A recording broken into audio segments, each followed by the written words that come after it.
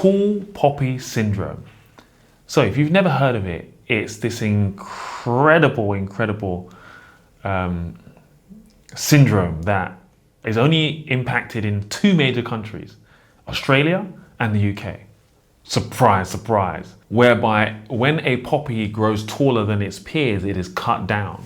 So in this instance, us as individuals, as humans, when we grow faster than our peers, they don't want us to grow too fast, so they pull us down. And we see many examples of that in life. I'm going to break down in this video clear examples of how tall poppy syndrome is a pandemic in the UK. Check it out. A great example of this is success. Success is mocked instead of supported. People will say, oh, you've changed. And, you know, they're not supporting that success that many individuals are having.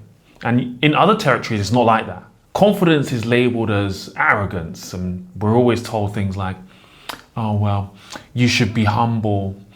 Don't get ahead of yourself. Have you heard that before? What?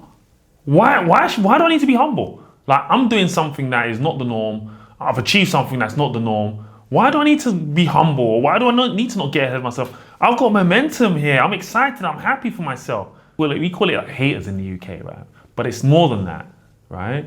Or we've all heard that comment of, who do you think you are?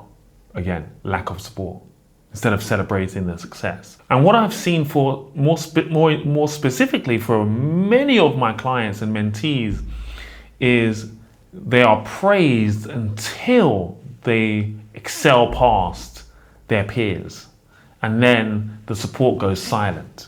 And then jokes turn into criticism. And then engagement turns into distance. And standing out is discouraged, right?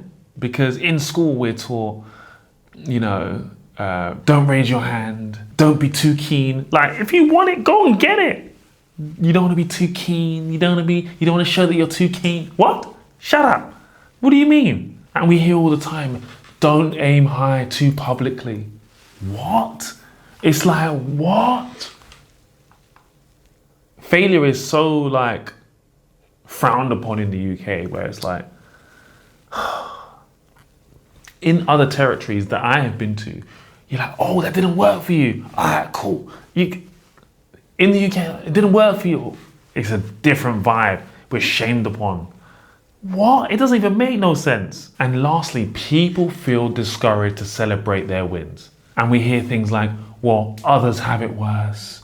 You don't want to brag about it. You should be grateful, but like, I worked for this. I put my neck on the line. I put my money on the line.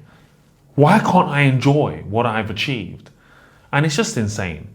And when my coach said to me, you know, tall poppy syndrome, have you heard of it? I was like, no, but it makes so much sense. And I'm going to do another series of this, how I've experienced tall poppy syndrome personally in the UK with things like my car's getting scratched in random locations where nobody knows who I am.